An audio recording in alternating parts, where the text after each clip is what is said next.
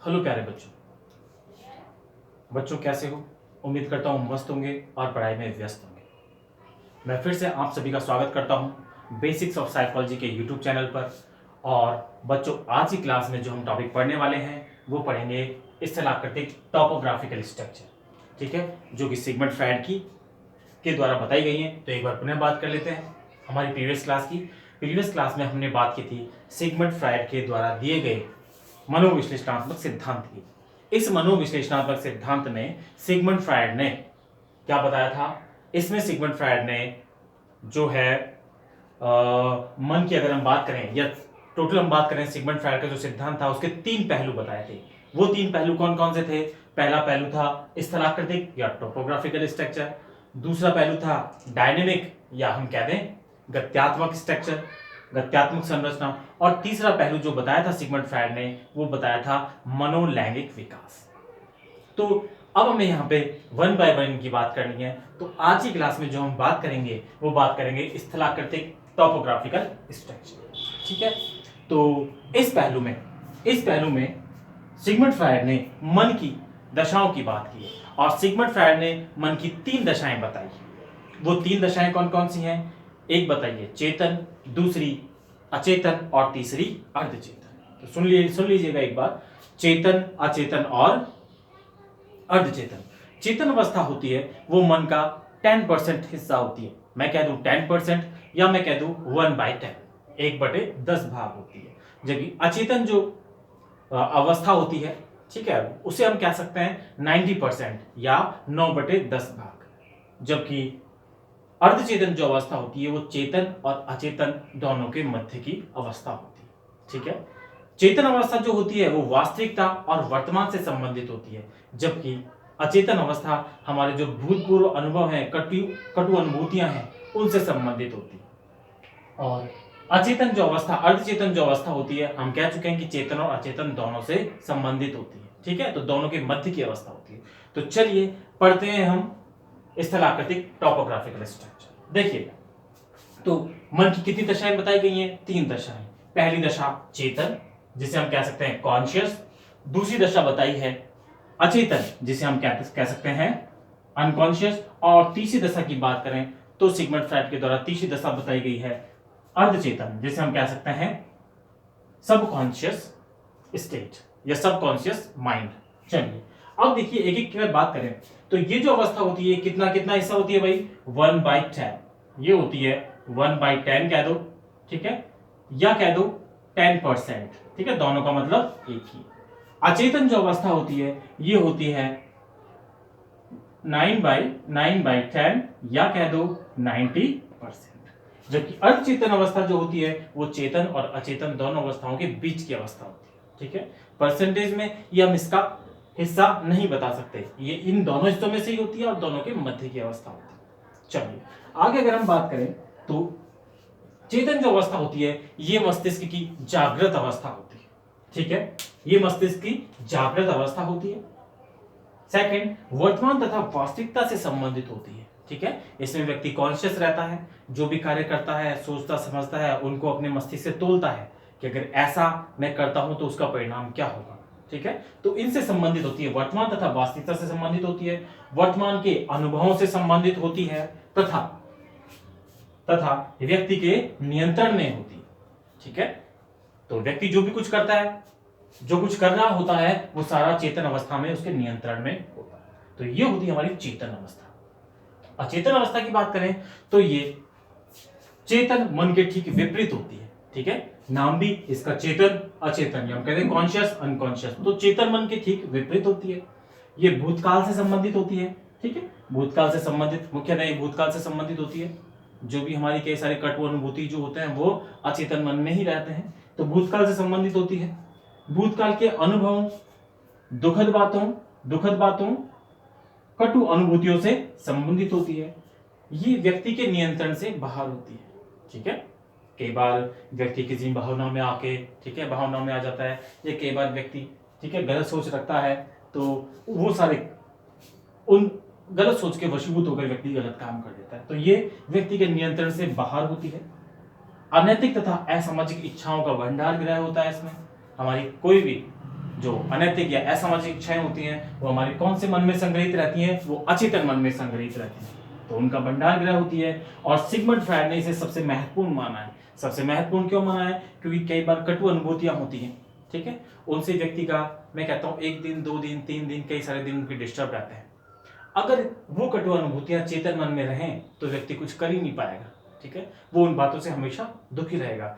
तो अचेतन मन में क्या होता है कि वो सारी कटु अनुभूतियां अचेतन मन में चली जाती है, ठीक है।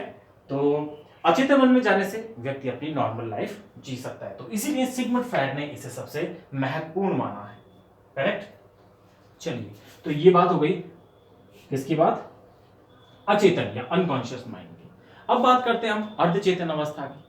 अर्धचेतन अवस्था कह दो या सबकॉन्शियस माइंड कह दो, तो यह चेतन और अचेतन दोनों के बीच की अवस्था होती है, ठीक है। चेतन और अचेतन दोनों के बीच की अवस्था होती है। इसमें क्या होता है भाई? इसमें याद की हुई चीजें, ठीक है, इसमें याद की हुई चीजें कुछ समय के लिए विस्मृत हो जाती हैं, ठीक है। जैसे मान लो आपने कुछ याद किया, आप उसको वापस सुना रहे हो, किसी को सुना रहे हो, तो बोलते बोलते कहीं पटक जाते हैं, अरे मुझे याद तो था लेकिन अभी याद नहीं आ रहा। हम कई बार ऐसा महसूस करते हैं और वो तुरंत ही फिर में याद आ जाता है। तो इस अवस्था को हम कहते हैं अर्धचेतन अवस्था। तो याद की हुई चीजों का कुछ समय के लिए विस्मृत होकर पुनः याद आ जाना कहलाता है अर्धचेतन अवस्था, ठीक है। तो ये आपका टोपोग्राफिकल स्ट्रक्चर सिगमंड फ्रायड के द्वारा दिया गया जो पहलू था उसकी चर्चा है। चलिए, अब इसको हम एक दूसरे तरीके से और तीनों अवस्थाओं को अगर पढ़ें तो देखिएगा इसकी जो है तुलना, इन तीनों अवस्थाओं की तुलना हम इस तरह से कर सकते हैं। मान लीजिए कोई बर्फ का टुकड़ा है, ठीक है, इधर मैं बना देता हूं। ये मान लीजिए ये कोई बर्फ का टुकड़ा है, ठीक है। इस बर्फ के टुकड़े को अगर मैं पानी में डालूं तो लगभग इसका 90% हिस्सा, जो 90% हिस्सा है वो पानी में डिप रहेगा इस तरह से, ठीक है। ये 90% हिस्सा जो है इसका वो पानी में डिप रहेगा। तो अगर हम बात करें तो ये वाला जो हिस्सा है, ये जो हिस्सा है 90%, ठीक है, 90%, इसको हम मान सकते हैं अचेतन अवस्था, ठीक है। इसको हम क्या कह सकते हैं? अचेतन। अगर हम कंपेयर करें तो ताकि हमें याद रह जाए, तो ये अचेतन। ये जो 10% हिस्सा है यहां से यहां तक का बाहर जो हिस्सा है ये हमारा क्या है? इसे जो हम कह सकते हैं वो हम कह सकते हैं चेतन, ठीक है, चेतन मन, ठीक है, अचेतन। और ये जो यहाँ का हिस्सा है ये कुछ समय के लिए टच होता है, नहीं टच होता है, टच होता है, नहीं होता है, थोड़ा सा ये जो हिस्सा होता है, ठीक है, दोनों का ही मिला जुला रूप होता है, इसे हम क्या सकते हैं? अर्धचेतन। क्या कह सकते हैं भाई? अर्धचेतन, ठीक है। तो आप इसे इसके द्वारा याद कर रख सकते हैं कि अगर आइस का टुकड़ा है वो कोई पानी में डिप है तो जो ज्यादातर भाग, उसका ज्यादातर हिस्सा जो कि पानी में डिप है वो कहलाता है अचेतन मन, जो बाहर है वो कहलाएगा चेतन मन, और जो दोनों के टच में है उसे हम कह देंगे अर्धचेतन, ठीक है। तो यह है आपका सिगमंड फ्रायड द्वारा बताए गए मनोविश्लेषणात्मक सिद्धांत का प्रथम पहलू, स्थलाकृतिक टोपोग्राफिकल स्ट्रक्चर, ठीक है। तो चलिए ले लेते हैं एक बार इसका क्विक रिव्यू। सुनिएगा दोबारा इसे फटाफट। देखिए, सबसे पहले अगर बात करें तो सिगमंड फ्रायड द्वारा मनोविश्लेषणात्मक सिद्धांत दिया गया। इस मनोविश्लेषणात्मक सिद्धांत में सिगमंड फ्रायड ने 3 पहलुओं की चर्चा की है। इन 3 पहलुओं में पहला पहलू है स्थलाकृतिक, जिसे हम कहते हैं टोपोग्राफिकल स्ट्रक्चर। दूसरा पहलू है गत्यात्मक, जिसे हम कहते हैं डायनेमिक, ठीक है, डायनेमिक स्ट्रक्चर। और तीसरा मनोलैंगिक विकास। तो यहां हम पहले पहलू की बात कर रहे हैं जिसका नाम है स्थलाकृतिक या टोपोग्राफिकल स्ट्रक्चर, ठीक है। तो इसमें क्या बात की गई है? इसमें सिगमंड फ्रायड द्वारा मन की 3 दशाएं बताई गई हैं। ये 3 दशाएं कौन कौन सी हैं? पहले तो हमें तीनों दशाएं मालूम होनी चाहिए, चेतन, अचेतन और अर्धचेतन, जिनकी तुलना हम किससे कर सकते हैं? किसी पानी में डूबे हुए बर्फ के टुकड़े से, जिसका 90% भाग जो कि पानी में डिप होता है उसे हम अचेतन बोल सकते हैं, बाहर होता है 10% हिस्सा उसे हम चेतन बोल सकते हैं, और जो दोनों के संपर्क में होता है लगभग उसे हम कह सकते हैं अर्धचेतन, ठीक है। तो चलिए अब हम तीनों की बात करते हैं। सबसे पहले चेतन, कॉन्शियस माइंड। इसमें क्या होता है? ये जैसा कि आपको पता है ये लगभग 1/10 पार्ट होता है, 1/10 हिस्सा होता है, या मैं कह दूं 10% हिस्सा होता है। ये जो होता है ये मस्तिष्क की जागृत अवस्था होती है। कौन सी अवस्था होती है भाई? जागृत अवस्था होती है। वर्तमान तथा वास्तविकता से संबंधित होती है। ये वर्तमान और वास्तविकता से संबंधित होती है। जैसे मैं एक और एग्जांपल देता हूं आपको। जैसे मान लीजिए बच्चा कहीं पे जा रहा है, ठीक है, कहीं उसने बगीचा देखा और उसने देखा कि उस बगीचे में बहुत अच्छे अच्छे आम आ रहे हैं। अब उसका एक मन कहता है कि आम मैं जाके तोड़ लूं, ठीक है। अगर आम जाके तोड़ लूं तो ये अवस्था उसकी है, उसकी अचेतन की, वो चाहता है कि आम जाके तोड़ ले बस। लेकिन चेतन मन उससे कहता है कि नहीं, अगर तोड़ोगे और माली ने देख लिया तो पिटाई हो सकती है, ठीक है। तो ये उसकी होगी चेतन अवस्था, यानी ये वर्तमान और वास्तविकता से संबंधित होती है, वर्तमान के अनुभव से संबंधित होती है और व्यक्ति के नियंत्रण में होती है। व्यक्ति ने अपने आप को नियंत्रण में कर लिया कि अगर मैं जाऊंगा तो माली मारेगा, इसलिए नहीं जाता, ठीक है। तो ये चेतन अवस्था। अचेतन अवस्था की बात करें तो ये अनकॉन्शियस माइंड, ये होती है 90% या हम कहें 9/10 हिस्सा। ये चेतन मन के ठीक विपरीत होती है, भूतकाल से संबंधित होती है, ठीक है। भूतकाल से इसका ज्यादातर संपर्क रहता है, भूतकाल से ज्यादा संबंधित होती है, ठीक है। कैसे, कई बार आदमी सोचते सोचते, जैसे किसी के पास उसकी इच्छा थी कि उसके पास एक 4 व्हीलर बहुत ही अच्छी या महंगी कोई 4 व्हीलर होती, तो कई बार वो देख के, किसी चीज को देख के ये फील करता है कि ये दुखी हो जाता है, थोड़ा फील करता है कि मेरे पास विकास ऐसे होती।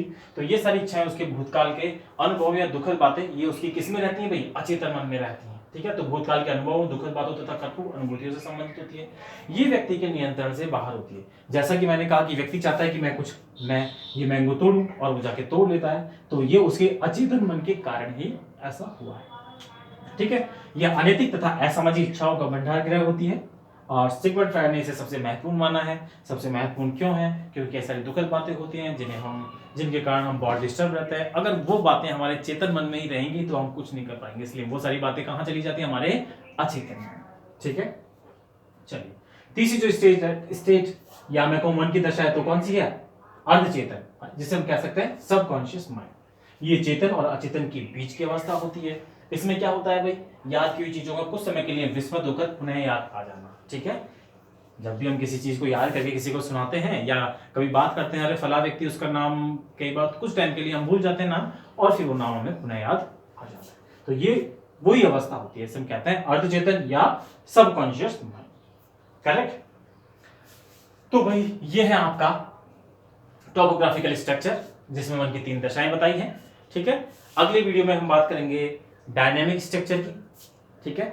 ये वीडियो आपको कैसा लगा कमेंट बॉक्स में जरूर कमेंट करें, और ऐसे ही वीडियोस पाने के लिए चैनल को सब्सक्राइब करें। मिलते हैं नेक्स्ट वीडियो में डायनेमिक स्ट्रक्चर के साथ, तब तक के लिए गुड बाय।